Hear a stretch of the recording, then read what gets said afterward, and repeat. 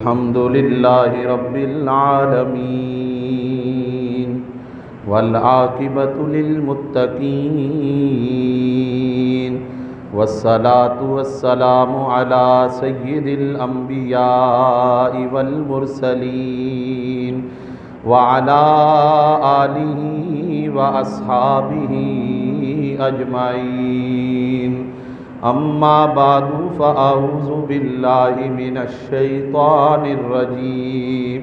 بسم اللہ الرحمن الرحیم قد افلح من تزکا وذکر اسم ربہ فصلی وقال اللہ تعالی عز وجل فی مقام آخر لقد كان لكم في رسول الله أسوة حسنة صدق الله مولانا العظيم وبلغنا رسوله النبي الكريم الأمين قال الله تعالى في القرآن المجيد والفرقان الحميد إن الله وملائكته يصلون على النبي یا ایہا الذین آمنوا صلوا علیہ وسلموا تسلیما اللہم صل علی سیدنا و مولانا محمد وعلی آل سیدنا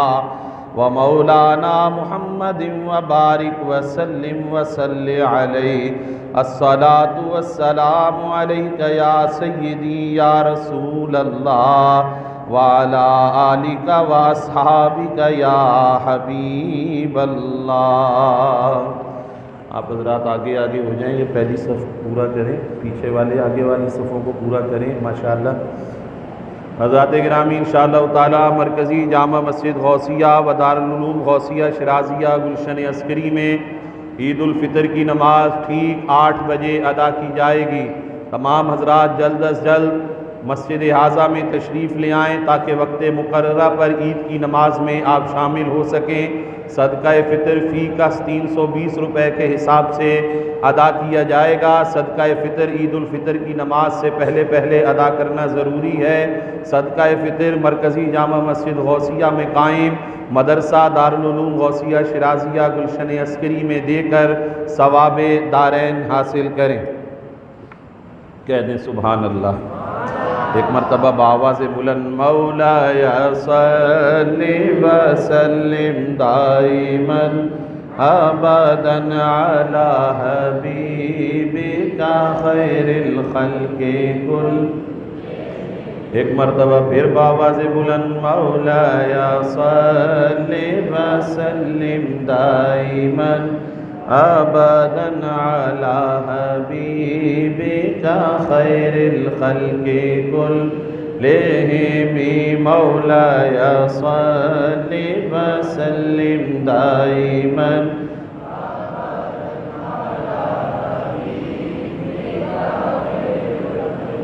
حمد و صلاۃ السلام کے بعد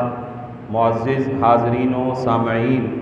قرآن مجید فرقان حمید میں سے 2 مقامات مقدسہ سے آیات کریمہ تلاوت کرنے کا شرف حاصل کیا۔ مختصر سے وقت میں آج کے موضوع کی مناسبت سے چند باتیں عرض کروں گا۔ وما توفیقی الا باللہ العلی العظیم۔ حضرات محترم، اسلام دین فطرت ہے اور اسلام نے اپنے ماننے والوں کو زندگی گزارنے کے تمام طور طریقے ارشاد فرمائے ہیں، جن کی روشنی کے اندر ہم اپنی زندگیوں کو احسن طریقے سے اور اللہ اور اس کے رسول صلی اللہ علیہ وسلم کے بتائے ہوئے طریقے کے مطابق گزار سکتے ہیں۔ وہ غمی ہو یا خوشی ہو، ہر معاملے کے اندر صلاح اور فلاح اسلام نے ہمیں دی ہے، اور اسلام نے زندگی کے ہر گوشے سے متعلق ہماری رہنمائی کی ہے۔ رمضان المبارک کے بابرکت اور عظیم و شان مہینے نماز کی ادائیگی، روزے کی ادائیگی، زکوٰۃ کی ادائیگی، تلاوت قرآن، تراویح، نفلی عبادات، صدقات خیرات، توبہ و استغفار، گریہ و زاری، عاجزی و انکساری، ان تمام مرحلوں کے بعد اللہ تبارک و تعالی جل شانہ الکریم نے امت مسلمہ پر، ایمان والوں پر یہ احسان فرمایا کہ انہیں رمضان المبارک کے اختتام پر انعام کی صورت کے اندر عید الفطر کا عظیم دن عطا فرمایا۔ عید الفطر، فطر کا لفظ فطرہ چونکہ اس موقع پر اہم طور پر اس عید سے تعلق رکھتا ہے، جو کہ صدقہ فطر کی صورت میں ہر مومن مسلمان پر واجب کیا گیا کہ وہ عید کی ادائیگی سے پہلے صدقہ فطر ادا کرے۔ یہ روزے کے، رمضان المبارک کے روزوں کے درمیان اگر فحش یا لغو کلام ہو، ان کے کفارے کی بھی ایک صورت رکھتا ہے، اور معاشرے کے اندر باہمی امداد کی بھی ایک صورت رکھتا ہے۔ عید عود سے مشتق ہے، عود لوٹ کر آنے کو کہتے ہیں۔ جو دن سال کے بعد لوٹ کر آئے اسے عید کہا جاتا ہے، اس لیے اسے عید الفطر کہتے ہیں۔ قبل اس کے کہ میں گفتگو کا مرحلہ آگے بڑھاؤں، ہمیں اسلام نے جہاں ہر زندگی کے گوشے سے متعلق رہنمائی دی ہے تو اس کا ایک پریکٹیکل طریقہ ہے، اور وہ کیا ہے؟ اللہ تعالیٰ نے قرآن میں فرمایا لَقَدْ كَانَ لَكُمْ فِي رَسُولِ اللَّهِ أُسْوَةٌ حَسَنَةٌ، البتہ تحقیق اللہ کے رسول صلی اللہ علیہ وسلم کا اسوہ حسنہ تمہارے لیے بہترین نمونہ ہے۔ شارع علیہ السلام، اللہ کے نبی صلی اللہ علیہ وسلم کی زندگی کی جو عملی تصویر ہے وہ ہمارے لیے قابل نمونہ ہے، اور حضور علیہ السلام کی جو سیرت ہے اس میں ہمارے لیے زندگی کے ہر گوشوں کی رہنمائی موجود ہے۔ غرضے کہ حضور علیہ السلام کا اسوہ حسنہ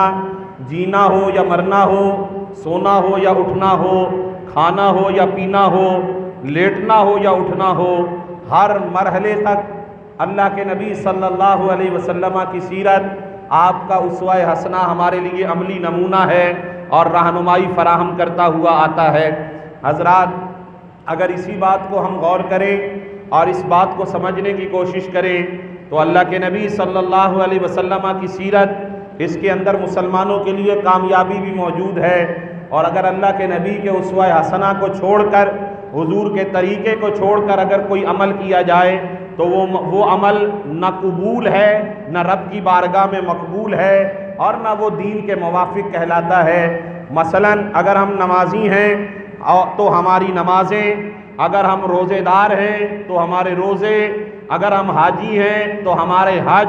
اگر ہم زکوٰۃ دینے والے ہیں تو ہمارے زکوٰۃ دینا، یہ سب کا سب اگر سنت مصطفیٰ کے موافق ہے تو قبول کہلائے گا، اور سنت مصطفیٰ کے موافق نہیں ہے، مخالف ہے، تو قبول نہیں ہوگا۔ ہم نمازی ہیں، نماز سنت رسول کے موافق ہے، حج سنت رسول کے موافقت میں ہے، اور جناب زکوٰۃ دینا سنت رسول کی موافقت میں ہے، اور حج کرنا سنت رسول کی موافقت میں ہے۔ اسی طریقے سے اگر ہم عید کو لیں گے تو عید بھی تبھی عید ہوگی جب عید سنت رسول کی موافقت کے اندر گزاری جائے گی۔ عید کو سنت رسول کی طرح گزارا جائے گا، منایا جائے گا، تو یہ حقیقت میں عید منانا پھر سنت رسول کے مطابق اور موافق ہوگا۔ اللہ اکبر حضرات ذی وقار۔ اب آئیے اس سے قبل کہ میں چند گوشے حضور کی سنت سے عید کیسے گزری اس پر بڑھوں، اس سے قبل دو روایات آپ کی خدمت میں، آپ کے سماعتوں کی نظر کرتے ہوئے آگے بڑھوں۔ اس سے پہلے آپ کہیں سبحان اللہ، کیونکہ وہ تو مجھے کہلوانا پڑے گا آپ سے سبحان اللہ۔ جمعہ ہو یا عید ہو، دن ہو یا رات ہو، جیتے ہوں مرتے ہوں، سبحان اللہ آپ کہیں تو آپ کہیں گے سبحان اللہ۔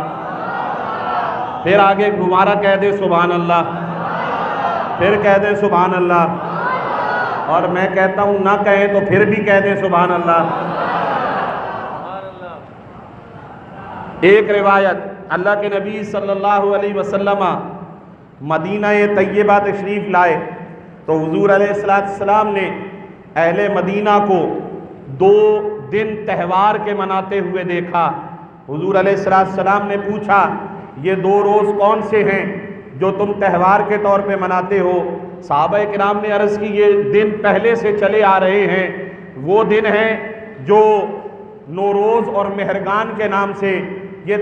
تہوار کے طور پر، خوشی کے طور پر رکھے گئے ہیں، اور یہ یہود سے چلے آ رہے ہیں، اس لیے اہل مدینہ بھی انہیں مناتے ہیں اور ان دنوں میں میدانوں میں چلے جاتے ہیں، اور کھیل کود اور تماشے میں لعب کا لفظ روایت کے اندر استعمال ہوا۔ حضرت انس رضی اللہ تعالیٰ عنہ نے اس سے روایت فرمایا، حضور علیہ السلام سے فرمایا، عرض کی صحابہ کرام نے، یا رسول اللہ اس دن ہم کھیل کود کرتے ہیں، یہ تہوار منایا جاتا ہے، اہل مدینہ اسے مناتے ہیں۔ تو اللہ کے نبی صلی اللہ علیہ وسلم نے فرمایا، اے اہل مدینہ، اے میرے غلاموں، اللہ تبارک و تعالیٰ نے ان 2 دنوں سے بہتر اور اچھے 2 دن تمہیں عطا فرما دیے ہیں، ان میں ایک دن عید الفطر کا دن ہے اور دوسرا دن عید الاضحیٰ کا دن ہے۔ اس روایت کی روشنی میں یہ پتہ چلتا ہے کہ مسلمانوں کے یہ اسلامی تہوار عید الفطر اور عید الاضحیٰ کی صورت میں ہیں، تو دوسری جانب یہ بھی پتہ چلتا ہے کہ یہ تہوار کھیل کود اور لہو و لعب کے لیے نہیں ہوتے۔ یہ روایت بیان کر رہی ہے کہ ان صحابی نے عرض کی کھیل کود اور لہو و لعب کے لیے، اور اللہ کے نبی صلی اللہ علیہ وسلم نے اس کی ممانعت فرماتے ہوئے کہ اللہ نے ان سے بہتر تمہیں 2 دن عطا فرمائے ہیں۔ مطلب کیا ہے کہ عید کے دن خوشی مناؤ، ایک دائرے میں رہتے ہوئے مناؤ، اسلام خوشی منانے سے منع نہیں کرتا، لیکن جو خوشی کے نام پر، عید کے نام پر لہو و لعب، رقص و سرور، شراب نوشی، موسیقی اور فحاشی اور یعنی کو عید کی خوشیوں کا نام دے کے اور ایسے رنگروں میں اور ایسے تھیٹروں میں اور ایسے میلوں کے اندر شریک ہونا اور ان لہو و لعب کے کاموں میں شریک ہونا، تو یہ تو وہی ہیں جو پہلے 2 دن پہلے والے مناتے تھے لہو و لعب میں مشغول ہو کے۔ تو پھر مسلمان اگر وہی طریقہ اپنائیں تو پھر مسلمانوں کو یہ 2 الگ سے دن ملنے کا کیا طریقہ ہے؟ اللہ اکبر۔ اللہ تبارک و تعالی ہمیں یہ دن اپنی تابعداری اور اطاعت گزاری میں گزارنے کی توفیق عطا فرمائے۔ دوسری روایت حضرت عبداللہ ابن عباس رضی اللہ تعالی عنہ، کہیں سبحان اللہ۔ حضرات انشاءاللہ مرکزی جامع مسجد و دارالعلوم غوثیہ شیرازیہ گلشن عسکری میں عید الفطر کی نماز ٹھیک 8 بجے ادا کی جائے گی۔ تمام حضرات جلد از جلد مسجد حاضہ میں وقت مقررہ سے پہلے تشریف لے آئیں۔ کہیں سبحان اللہ، پھر کہیں سبحان اللہ، پھر بآواز بلند کہیں سبحان اللہ، سبحان اللہ، سبحان اللہ۔ حضرت عبداللہ ابن عباس رضی اللہ تعالیٰ عنہما ارشاد فرماتے ہیں، روایت بیان فرماتے ہیں کہ حضور علیہ السلام نے فرمایا، جب رمضان المبارک کا مہینہ ختم ہوتا ہے اور جو چاند رات جسے ہم کہتے ہیں عید الفطر کی جب رات آتی ہے، یہ رات لیلۃ الجائزہ ہے، یہ رات انعام والی رات ہے۔ پھر فرمایا جب عید الفطر کی صبح ہوتی ہے، یعنی عید الفطر کا دن ہوتا ہے، تو اللہ تبارک و تعالی جل شانہ الکریم کے حکم سے آسمانوں سے فرشتے زمین پر اترتے ہیں اور گلی کوچوں کے اندر پھیل جاتے ہیں اور گلیوں کے کونوں پہ کھڑے ہو کے ندا دیتے ہیں۔ ان کی آواز کو سوائے جن اور انس کے ہر مخلوق سنا کرتی ہے، اور وہ آواز دیتے ہیں، اے لوگو آؤ اپنے رب کی طرف، اپنے رب کی بارگاہ میں حاضر ہو جاؤ، اس نے تمہیں رمضان المبارک کا مہینہ عطا کیا، تم نے اس کی عبادت کی ہے، اب آؤ اس کی بارگاہ میں، اس لیے کہ تمہارا رب آج تمہیں بخش دے گا۔ پھر جب لوگ اپنے گھروں سے نکلتے ہیں اور نکل کے عیدگاہ کی طرف آتے ہیں، نماز عید کی ادائیگی کی طرف آتے ہیں، اور پھر جب وہ عید کی نماز ادا کرنے کے لیے پہنچتے ہیں تو اللہ تبارک و تعالیٰ نے فرشتوں سے اللہ تعالیٰ خطاب فرماتا ہے، اے فرشتوں، اے ملائکہ، یہ بتاؤ کہ اس مزدور کی مزدوری ادا کر دی جائے کہ جس مزدور نے اپنا کام مکمل کر دیا ہو؟ فرشتے عرض کرتے ہیں، اے ہمارے معبود، اے ہمارے رب، بالکل جس مزدور نے اپنا کام پورا کر دیا وقت پر، اس مزدور کی مزدوری ادا کر دی جائے۔ تو اللہ تبارک و تعالیٰ کی بارگاہ سے اعلان ہوتا ہے، اے فرشتوں، اے ملائکہ، تم گواہ ہو جاؤ، یہ جتنے آج میری بارگاہ میں حاضر ہو گئے ہیں، میں نے رمضان المبارک کے روزوں اور نمازوں اور عبادتوں کے بدلے میں نے انہیں بخش دیا ہے اور اپنی رضا عطا فرما دی ہے۔ پھر اللہ تبارک و تعالیٰ کی بارگاہ سے اعلان ہوتا ہے، اے میرے بندو، مجھے میرے عزت و جلال کی قسم ہے، اگر تم مجھ سے ڈرتے رہو گے تو میں تمہارے گناہوں کی پردہ پوشی کرتا رہوں گا۔ پھر اللہ کی بارگاہ سے اعلان ہوتا ہے، اے میرے بندو، مجھے اپنے عزت و جلال کی قسم ہے، اگر آج تم مجھ سے آخرت کے لیے کچھ مانگو گے تو میں تمہیں آخرت کے لیے بھی آج عطا فرماؤں گا، اور اگر تم مجھ سے دنیا کا کچھ مانگو گے تو بھی میں تمہاری طرف نظر رحمت فرما دوں گا۔ اور پھر حدیث مبارکہ کے آخری الفاظ، رب ذوالجلال کی بارگاہ سے اعلان ہوتا ہے، جاؤ میرے بندو، اب جب تم نے نماز عید ادا کر لی ہے تو جاؤ اس حال میں کہ تم مغفرت حاصل کر چکے ہو اور تم مجھ سے راضی ہو گئے ہو، میں تم سے راضی ہو گیا ہوں۔ اس پر فرشتے ان کو مبارکبادی کے پیغام دیتے ہیں کہ لوگوں تمہیں جو انعام ملا ہے اور مغفرت کا سرٹیفکیٹ ملا ہے۔ اللہ اکبر۔ یہ دو روایات میں نے بیان کی، اس سے قبل کہ میں گفتگو میں آگے بڑھوں، جو احباب ہر سال کی ایک روایت ہوتی ہے، عید کے موقع پر مسجد شریف کے حوالے سے، پھر مدرسے کے حوالے سے، پھر خطیب و امام صاحب کے حوالے سے، پھر مؤذن صاحب کے حوالے سے جو سالانہ عید پر جھولی پھیری جاتی ہے، وہ احباب جو ہیں ڈیوٹی پر اندر کے حوالے سے وہ آپ کے پاس آ رہے ہیں، مسجد، مدرسہ، اور پھر تیسری چوتھی جھولی امام صاحب، مؤذن صاحب کی، جس نے اس میں اپنا جو حصہ ڈالنا ہو وہ حسب روایت جو ہے اس میں اپنا حصہ بھی ڈال سکتے ہیں۔ باہر جو ہمارے انتظامیہ کے حضرات ہیں وہ دیکھیں باہر جگہ صحن میں پر ہو گئی ہے، اوپر کی طرف احباب کو روانہ کریں، رہنمائی کریں تاکہ آرام سے اوپر جائیں اور اوپر جا کے احباب بیٹھ کے تسلی سے عید کی نماز ادا کریں۔ کہہ دیجئے سبحان اللہ۔ حضرات انشاءاللہ مرکزی جامع مسجد غوثیہ و دارالعلوم غوثیہ شیرازیہ گلشن عسکری میں عید الفطر کی نماز ٹھیک 8 بجے ادا کی جائے گی۔ تمام حضرات جلد از جلد مسجد حاضہ میں تشریف لے آئیں تاکہ وقت مقررہ پر عید الفطر کی نماز ادا کی جا سکے۔ کہہ دیں سبحان اللہ، پھر کہیں سبحان اللہ۔ لَقَدْ كَانَ لَكُمْ فِي رَسُولِ اللَّهِ أُسْوَةٌ حَسَنَةٌ، اللہ کے نبی صلی اللہ علیہ وسلم کا اسوہ حسنہ تمہارے لیے بہترین نمونہ ہے۔ حضور علیہ السلام کا عید منانے کا طریقہ سنت رسول، صحابہ کرام بیان فرماتے ہیں، حضور علیہ السلام جب عید الفطر کا دن آتا، عید کے لیے جانے سے قبل حضور صلی اللہ علیہ وسلم غسل فرمایا کرتے تھے، اور عید کی نماز ادا کرنے کے لیے حضور غسل فرما کے تشریف لے جایا کرتے تھے۔ دوسری بات، سنت رسول صلی اللہ علیہ وسلم عید الفطر کے دن حضور علیہ السلام عید کی نماز کی طرف جانے سے پہلے کچھ نہ کچھ حضور ضرور تناول فرما کے جایا کرتے تھے۔ وہ حضور کھجور تاک عدد کے اندر تناول فرماتے تھے، اور کوئی نہ کوئی میٹھی چیز آپ علیہ السلام تناول فرما کے عید الفطر کے لیے تشریف لے جاتے تھے۔ اور پھر صحابہ کرام فرماتے ہیں، حضور علیہ السلام عید الفطر کے لیے جاتے ہوئے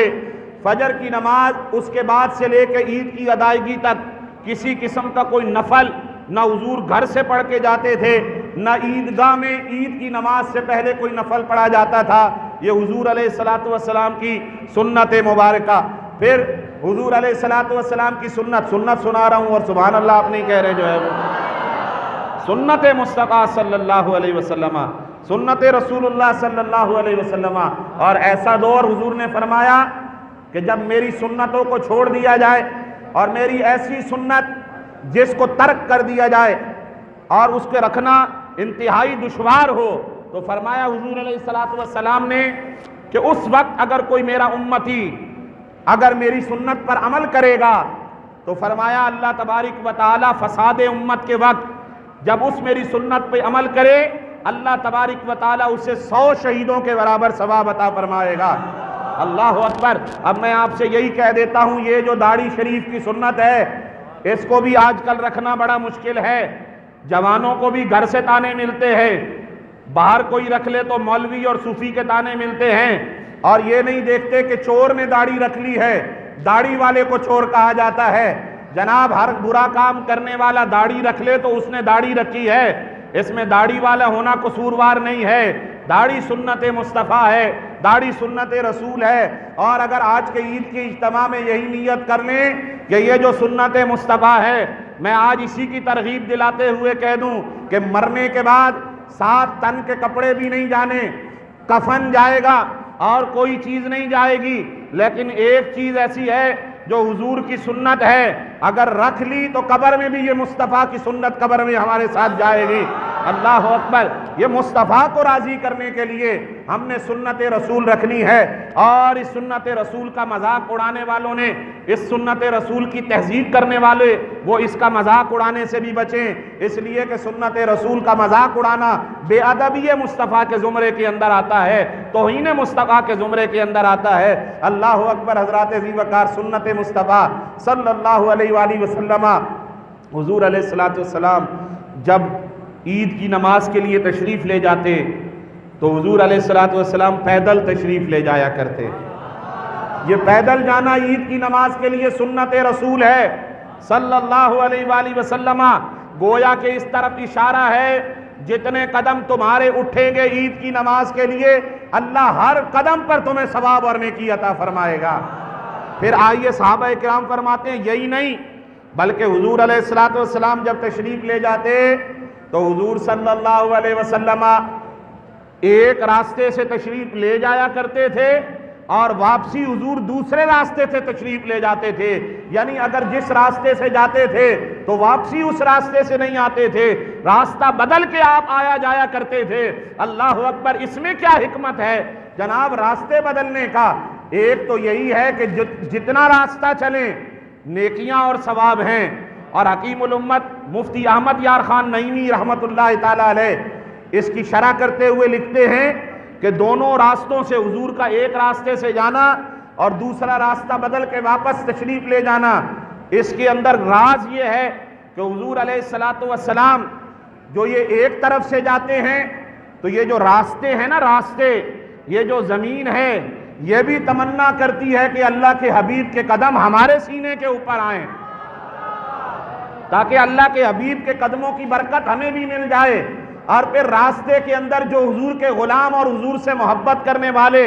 وہ بھی یہ تمنا لیے رکھتے ہیں کہ کاش حضور کا گزر ہو اور ہم چہرہ والضحیٰ کی زیارت کر لیں۔ بس حضور ایک راستے سے تشریف لے جاتے تو اس راستے کو بھی برکت اور عزت دینی ہوتی، لوگوں کو بھی زیارت کرانی ہوتی، اور پھر جب دوسرے راستے سے آتے تو اس راستے پر اگر کوئی عشاق زیارت کے لیے ہوتے تو انہیں زیارت کا بھی موقع میسر آ جاتا اور اس راستے کو بھی حضور کے قدموں کی برکت مل جاتی۔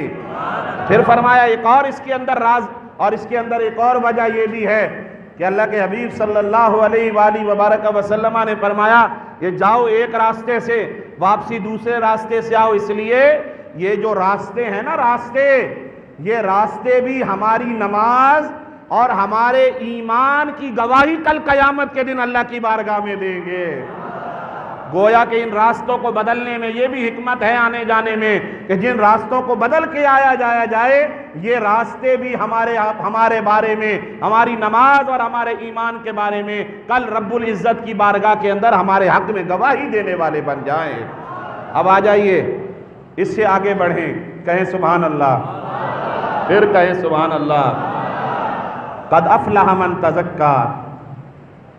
تحقیق کامیاب ہوا وہ جس نے تزکیہ حاصل کیا، وَذَكَرَ اسْمَ رَبِّهِ فَصَلَّى، اور اپنے رب کے نام کا ذکر کیا اور نماز پڑھی۔ مفسرین کرام فرماتے ہیں قد افلح من تزکا، یہاں جو تزکیہ حاصل کرنا ہے، ستھرا ہونا ہے، اس سے مراد صدقہ فطر کی ادائیگی ہے۔ وَذَكَرَ اسْمَ رَبِّهِ، اور اپنے رب کے نام کا ذکر کیا، یہ اللہ کے نام کی تسبیح کو پڑھتے ہوئے راستوں سے آنا ہے۔ فصلی، اور یہ نماز عید کی ادائیگی کا بیان کیا جا رہا ہے۔ گویا کہ صدقہ فطر کی ادائیگی، تکبیرات کی ادائیگی اور نماز عید کی ادائیگی کرنے والے کے لیے قرآن نے قد افلح، کامیابی کا سرٹیفکیٹ قرآن کے اندر ارشاد فرمایا ہے۔ اللہ اکبر۔ حضرات ذی وقار، اب اسی سلسلہ کلام کو اگر میں آگے بڑھاؤں تو عید کا دن، اگر ہم تھوڑا سا نظارہ عید کے دن کا دیکھیں، عید کا دن ہے، عید کا روز ہے، خلیفہ دوئم ہیں، امیر المومنین ہیں، حضرت فاروق اعظم رضی اللہ تعالیٰ عنہ، عمر بن خطاب رضی اللہ تعالیٰ عنہ، کیا کہہ رہے ہیں؟ سبحان اللہ کہہ رہے ہیں؟ ماشاءاللہ بھائی آپ بھی اب سبحان اللہ کہہ رہے ہیں، ماشاءاللہ۔ حضرت عمر بن خطاب فاروق اعظم رضی اللہ تعالیٰ عنہ، آپ نے اپنے بیٹے کو دیکھا تو اپنے بیٹے کو جب دیکھا نا، پرانی قمیض پہنی ہوئی ہے، پھٹی ہوئی قمیض پہنی ہوئی ہے،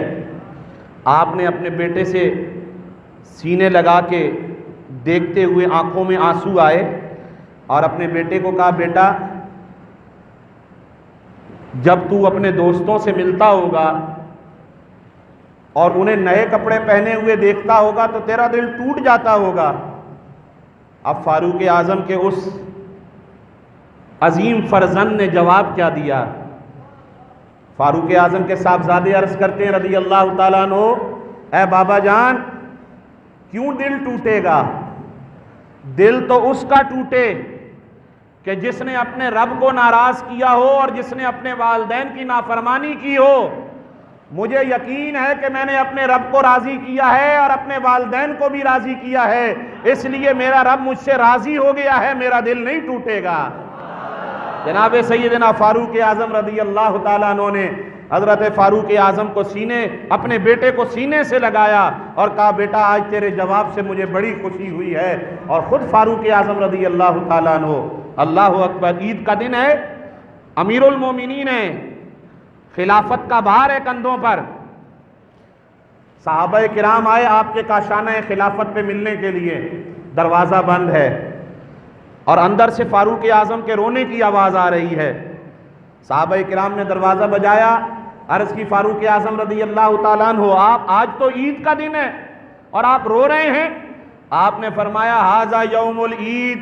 ھذا یوم الوعید، یہ عید کا دن بھی ہے، یہ وعید کا دن بھی ہے۔ آج جس کے رمضان المبارک کے روزے، نماز تراویح، ذکر اذکار، عبادات رب کی بارگاہ میں قبول ہو گئے، اس کے لیے تو یہ عید کا دن ہے، اور جس کی رمضان المبارک کی عبادتیں قبول نہیں ہوئی اس کے لیے وعید کا دن ہے۔ اور میں اللہ تبارک و تعالیٰ کی بارگاہ میں اس خوف سے رو رہا ہوں، پتہ نہیں میری عبادتیں قبول ہوئی ہیں یا میری عبادتوں کو رد کر دیا گیا ہے۔ سوچئے، امیر المومنین جیسی شخصیت اور مولا کائنات علی المرتضیٰ شیر خدا کرم اللہ وجہ الکریم، عید کا دن ہے، ایک شخص آیا عید ملنے، دیکھا مولا علی شیر خدا بیٹھے ہیں اور سوکھی روٹی کو تناول فرما رہے ہیں پانی سے بھگو کے۔ اس نے کہا، آج تو عید کا دن ہے اور آپ اس حالت میں سوکھی روٹی تناول فرما رہے ہیں، کھا رہے ہیں۔ مولا علی شیر خدا نے فرمایا، آج عید تو اس کے لیے ہے جسے یہ یقین ہو کہ اس کی عبادتیں قبول ہو گئی ہیں، اور جسے یہ یقین ہو کہ وہ گناہ گار نہیں ہے، اس کے گناہ معاف ہو گئے ہیں۔ اور سنو، جس دن اگر مومن کوئی گناہ نہ کرے، مومن کے لیے وہ دن عید کا دن ہوا کرتا ہے۔ حضرات محترم، اس پہ کتنے منٹ ہو گئے؟ 56۔ انشاءاللہ تعالی مرکزی جامع مسجد غوثیہ و دارالعلوم غوثیہ شرازیہ گلشن عسکری میں عید الفطر کی نماز ٹھیک 8 بجے ادا کی جائے گی۔ چند منٹ عید الفطر کی نماز کی ادائیگی میں کھڑے ہونے میں باقی ہیں۔ آپ جہاں تک میری آواز سن رہے ہیں، اپنے قدم جلد از جلد بڑھائیں اور جلد از جلد تشریف لے آئیں تاکہ وقت مقررہ پر وہ عید کی نماز میں شامل ہو سکیں۔ ماشاءاللہ، جزاک اللہ جی۔ آپ ایسے کریں، اس کو ڈائس کو ہٹوائیں، کدھر ہے بیٹا، اور اس کی سیٹنگ چینج کروا دیں، اس کو ہٹا دیں، کہہ دیں سبحان اللہ، پھر کہیں سبحان اللہ، پھر کہیں سبحان اللہ، اور سبحان اللہ سے وظیفہ بھی سن لیں۔ فرمایا عید کے دن سبحان اللہ و بحمدہ، یہ 300 مرتبہ اگر کوئی شخص پڑھے اور اس کا ثواب تمام مومنین مومنات، مسلمین مسلمات کو اس کا ایصال ثواب کر دے، بشمول اپنے جملہ مرحومین کے بھی، تمام مومنین مومنات کو، فرمایا اس کی برکت سے اللہ تبارک و تعالی تمام مومنین کی قبروں میں ایک ایک ہزار نور داخل فرمائے گا، اور جب یہ پڑھنے والا خود اس دنیا سے جائے گا تو اللہ تعالیٰ اس کی قبر میں بھی 1000 انوار داخل فرمائے گا۔ یہ جو باہر کھڑے ہیں نا وضو خانے پہ، بھائی اوپر چلے جائیں، آپ لوگ یہاں نہ کھڑے ہوں اس لیے کہ جگہ نہیں بچے گی، پھر آپ بھاگیں گے، اوپر جگہ ہے، زینے سے چلے جائیں اوپر، جو پیچھے ڈیوٹی پر ہیں وہ رہنمائی کریں کدھر ہیں وہ لوگ، اوپر جائیں، آپ اوپر آرام سے بیٹھیں تاکہ عید کی نماز تسلی سے آپ ادا کر سکیں۔ حضرات گرامی صفیں درست کر لیجئے۔